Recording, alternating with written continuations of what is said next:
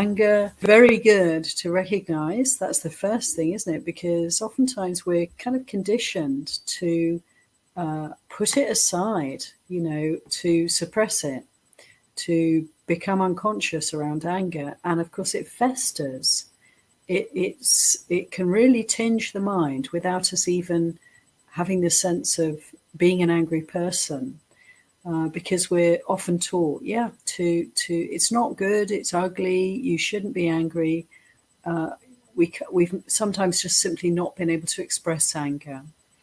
And so it gets bottled up. So wonderful to recognize anger, wonderful to let anger move and flow, and with restraint. So it's really interesting. To me, I noticed that anger has a quality, it's hugely energetic. It's life energy.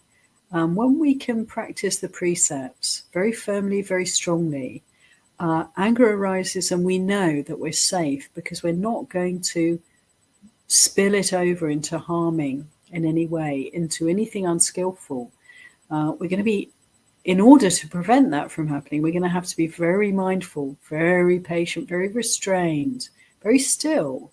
And then we can see, what is this energy really doing? And it's like a kind of eruption, or a volcano erupting, or a pressure releasing.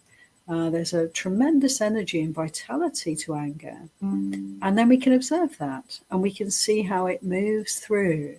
It arises and then it passes away. And what are we left with? We're left with non-anger, non-harmfulness. We're left with peace. We're left with often loving kindness. We're left with some kind of perhaps understanding of what might underlie anger. It could be sadness, could be fear. We're left with more insight, in short. And we also have that vitality, that life energy with us. The anger that is trapped, the anger that's able to release, it's able to enliven the heart, the mind, to enliven our practice. So it's really beautiful to be able to observe anger, to be willing to sit through it and to see how it energizes there's a kind of energy that's left in its wake, along with all the insights that can come through our willingness to renounce acting on anger and just letting it do its thing, letting it arise, letting it last for a while, and then seeing it pass away. We can notice how these unwholesome qualities gradually diminish over time in our practice. How wonderful is that?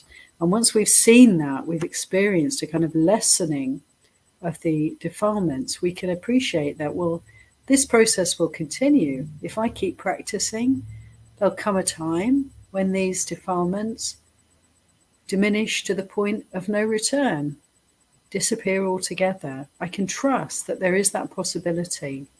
How encouraging is that?